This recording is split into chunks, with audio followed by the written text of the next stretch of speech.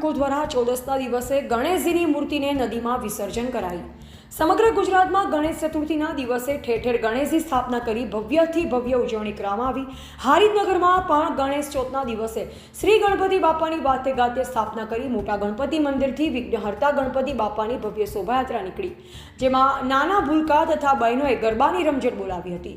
શ્રી ગણપતિ બાપાની શોભાયાત્રા યોજવામાં આવી। હારીજ ગ્રામ લોકો દ્વારા શોભાયાત્રા હારીજ બજારમાં નીકળી છેલ્લા કેટલાય વર્ષથી ગણપતિ બાપાની સ્થાપના મંદિરમાં કરવામાં આવે છે અને આજે પણ ગયા વર્ષની જેમ મંગલ પ્રવેશ કરતા ગ્રામ લોકો દ્વારા શ્રી ગણપતિ બાપાના ભવ્ય રાત્રિ ગરબાનું આયોજન કરવામાં આવ્યું। તેમજ હારીજ ગ્રામ લોકો દ્વારા ગરબાનું ભવ્ય આયોજન કરવામાં આવ્યું હતું, જેમાં મહિલાઓ મોટી સંખ્યામાં માતાજીના અને ગણપતિ બાપાના ગુણગાન ગાયા અને ડીજેના તાલે ગરબે ઝૂમ્યા હતા।